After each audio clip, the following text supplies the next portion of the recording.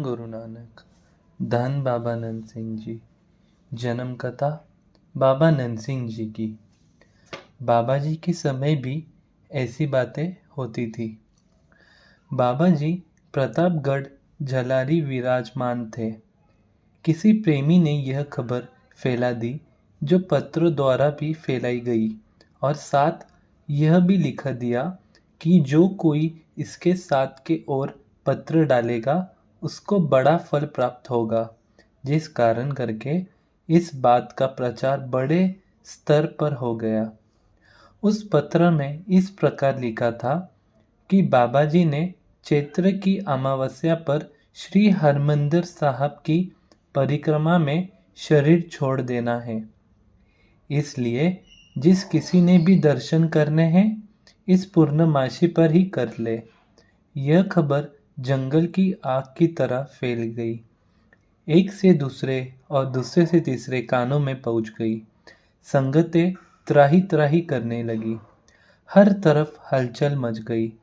ज़्यादा घबराकर का कारण एक और भी था, क्योंकि विक्रमी संवत 1997 आ रहा था और इस बात की बहुत विचार हो रही थी।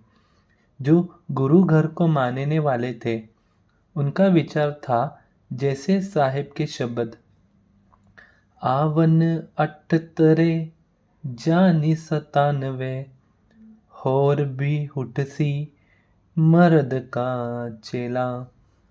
भाव यह था कि 97 में संकट है और उस समय दूसरा विषय युद्ध जर्मनी के हिटलर ने छेड़ा हुआ था। सो कोई कारण करके लोग में डर था और फिर बाबा जी का चोला बदलने की खबर आ गई। और इस भयानक समय में महापुरुषों का बहुत सहारा होता है।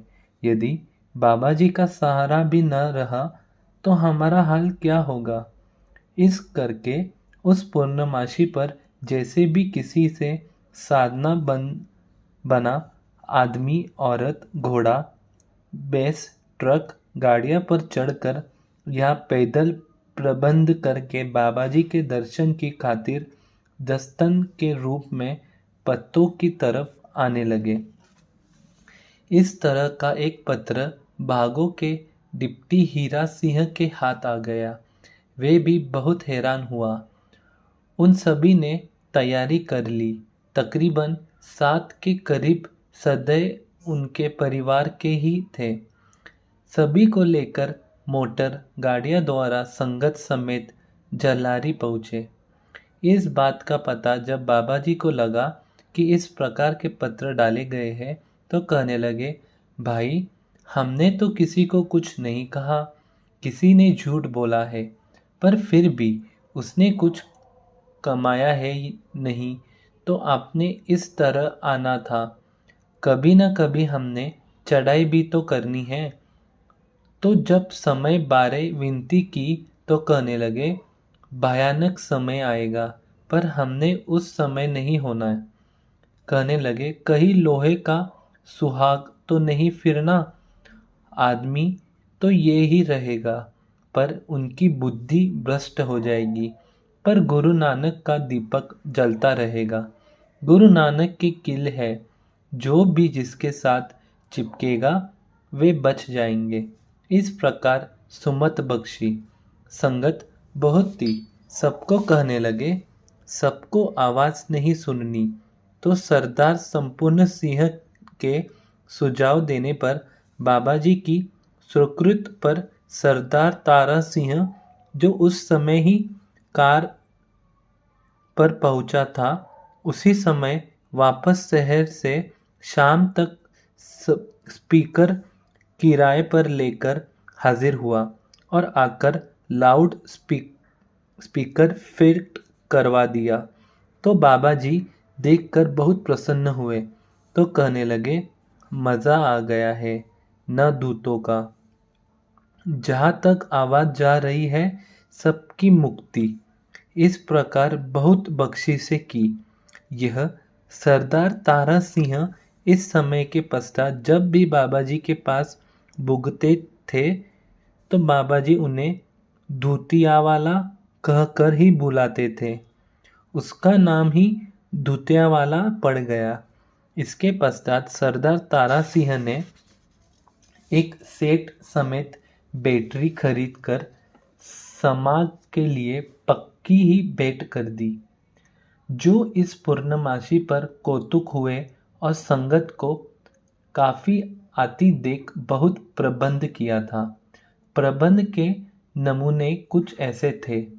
पढ़ी और ध्यान की आंखें बनकर आंखों से देखो। 8-8 हाथ चौड़े 4 दरवाजे आमने सामने रख दिए। बहुत सारे बांस मंगवाकर रास्ते बनवा दिए और चारों तरफ की झाड़ियां कटवाकर बड़ी ऊंची वाड़ करा दी। वाड़े के अंदर एक तरफ 4 तंबू लगवा दिए थे। इतनी आडंबर देखकर संगतें बहुत हैरान हो गई और तकरीबन 100 के करीब जवान लाठियां लेकर पहर पर खड़े थे।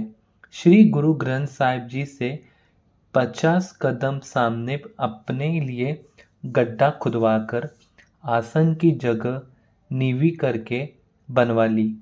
चारों तरफ लकड़ियां के अरगदे लगाए दिए। जब शाम के समय दीवान सजा तो बाबा जी की दाई तरफ रागी और बाई तरफ सेवादार खड़े हो गए। भीड़ इतनी आ रही थी कि इनका प्रबंध होने के बावजूद भी जब सेवादारों ने 4 बजे आवाज दी, आओ भाई, दरगाह के दरवाजे खुल गए हैं, दर्शन करो, तो संगतें इतनी टूट कर पड़ गई कि रस्सियाँ सब टूट गए और धक्का धक्की की नौबत आ गई। तो मुख्य संगियों ने बाबा जी के चरणों में विनती की कि आप नीवी डाल कर बैठे हो और आपके दर्शन करने के लिए संगत आई है, इसलिए आप ऊंचे स्थान पर बैठो। पहले तो बाबा जी ने इनकार कर दिया कि हमारा नियम नहीं है, पर फिर ज़्यादा विनती करने पर गुरु ग्रंथ साहिब जी की ताबिया चवर करने के लिए मान गए और 8 जवान ऐसे ही गुरु ग्रंथ साहिब जी का तख्त पोश उठाकर ले आए। कुल संगत की गिनती की एकत्रता तकरीबन 1 लाख के करीब हो गई। यह इतनी बड़ी एकत्रता बाबा जी के समय पहली बार हुई। 6 किले जमीन में एक तरह से बड़ा कैंप लगा हुआ था और इन लाउड स्पीकर का प्रयोग भी बाबा जी के दीवान में पहली बार हुआ था। बाबा जी ने माइक पर वचन करते हुए इस तरह फरमाया कि भाई, आप जानो बचाव के लिए यह आए हो। आप पाठ पूजा करके अपने पुण्य बनाओ, गुरु की ओट लो, कलगीधर का पटा गले में डालो, अमृत चको, सिंह सजो। जो कोई भी 6 माला मूल मंत्र नानक होसी भी सच तक जपेगा, यह समय टल जाएगा। हम जिम्मेदार है, जो हवा चलनी है वह किसी और देश में चल जाएगी। बाबा जी के यह वचन सुनकर संगतें खुश होकर एक दूसरे को कहने लगी, काम बन गया है। हर किसी के मुंह पर यही शब्द थे, ले लई जमानी बाबा ने, ले लई जमनी बाबे ने।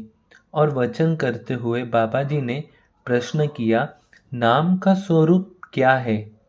पर जवाब तो किसी ने देना ही था। फिर आप ही कहने लगे, यह जंगल में जो मंगल हो रहा है सब नाम की बरकत है। गुरु नानक की गोद में सभी एक बने बैठे हैं, दूसरा कोई बोलता ही नहीं। क्या सिख, क्या हिंदू, क्या मुसलमान, सबका ध्यान चकोर की तरह लगा हुआ था। सब मुर्दे बनकर बैठे थे। कितनी शांति है। जहाँ निर्रोल सत्संग है वहाँ सतयुग है, जहाँ दुनिया दागी है वहाँ कलयुग है। सब एक के बन जाओ, इससे बड़ा कर्म कोई भी नहीं है। इस प्रकार बाबा जी ने सुमत बख्शी और कृपा की, सबको गुरु के साथ जुड़ने का उपदेश दिया। इस क्षेत्र के मुखिया संगी थे सरदार कुंदन सिंह और खुशहाल सिंह।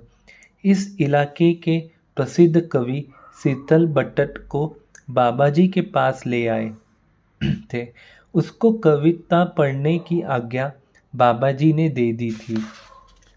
जो जब भट्ट की कविता पढ़ा, ऐसा माहौल बनना कि बाबा जी समाधि में लीन हो गए। तो ध्यान में आया और शीतल भट्ट की तरफ देखा और कहा, वाह ओहे मर्दा, तुम्हें क्या दे रंग बात दिया है। सेवादारों की तरफ इशारा किया और कहा, भाई खुश कर दो इसको। पास ही मिश्री, बादाम, पतोशे और फल इत्यादि का ढेर लगा हुआ था, जो एक मन के करीब होगा। हुक्म किया, यह प्रसाद सारा ही दे दो। बटाटा ने केस बिछा दिया और गांठ बांध ली, तो उस बेचारे से उठाई ही न जाए। मजबूरन गांठ बांधकर उसे ले जाना ही पड़ा। बाबा जी प्रसाद देने में बहुत उदारचित्त थे। रात के समय जब 50 के करीब गैस जल पड़े, तो उनको देखकर बाबा जी डिप्टी हीरा सिंह को कहने लगे, हीरा सिंह, देख निरंकार की कितनी कृपा है।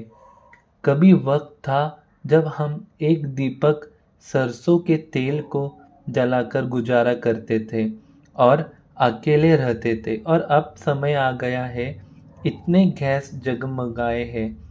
दरगाह प्रसाद जो बाबा जी हर पूर्णमासी को बांटा करते थे और हर पूर्णिमासी पर पिछले पाठों की अरदास किया करते थे, यह दरगाही प्रसाद है।